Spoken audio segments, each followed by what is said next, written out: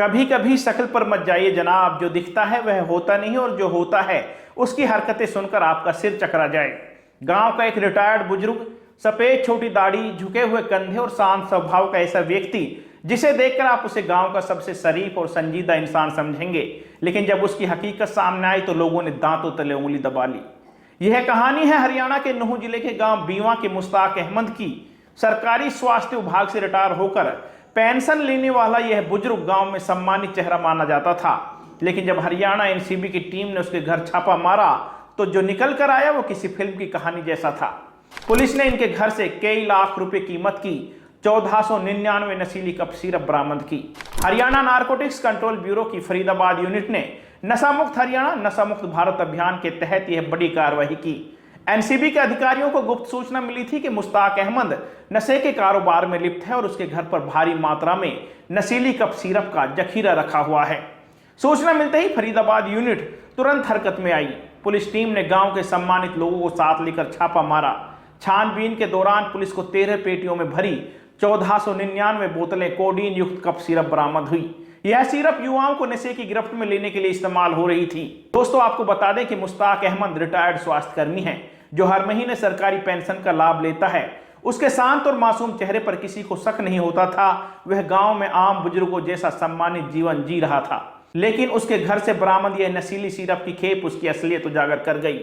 Police के मुताबिक मुश्ताक लंबे समय से इस गोरख धंधे में लिप्त था। वह नशे का सामान बेचकर युवाओं की जिंदगी बर्बाद कर रहा था।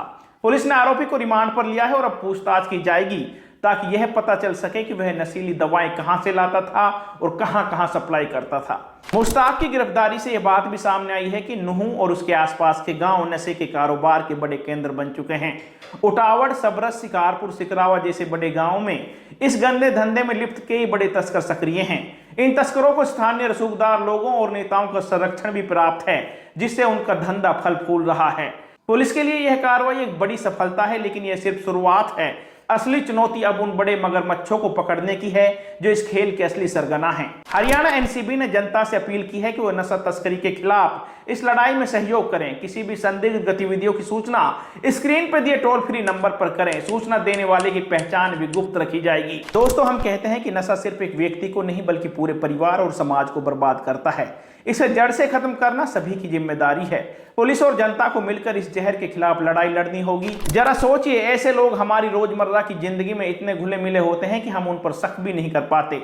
वे मासूम चेहरे और शरीफाना अंदाज में अपने गंदे धंधे को अंजाम देते रहते हैं। सवाल यह है कि ऐसे और कितने मुश्ताक हमारे आसपास हो सकते हैं जो समाज को भीतर से खोखला कर रहे हैं। यह मामला सिर्फ एक मुश्ताक का नहीं है, यह उस गंदे सिस्टम का हिस्सा है जो युवाओं को नशे की दलदल में धकेल रहा है। दोस्तों, मेवाड़ डायरी के इस वीडियो को अपनी जिम्मेदारी समझते हुए शेयर जरूर करें। इससे न केवल समाज में जागरूकता बढ़ेगी बल्कि नशा तस्करों के खिलाफ पुलिस की लड़ाई और मजबूत होगी, क्योंकि यह लड़ाई सिर्फ पुलिस की नहीं बल्कि समाज के हर व्यक्ति की जिम्मेदारी है। हमें न केवल नशे के खिलाफ खड़ा होना है बल्कि इस गंदे कारोबार में लिप्त हर शख्स को बेनकाब करना है। मुश्ताक अहमद की गिरफ्तारी एक बड़ी सफलता है, लेकिन असली जीत तब होगी जब हम मेवात के सभी तस्करों और उसके संरक्षकों को कानून के शिकंजे में लाएंगे। इस लड़ाई में आपका सहयोग महत्वपूर्ण है। तो दोस्तों, वीडियो को शेयर करें, जागरूकता फैलाएं और हरियाणा को नशा मुक्त बनाने में अपना सहयोग अवश्य दें। आपका बहुत बहुत शुक्रिया, बहुत बहुत धन्यवाद।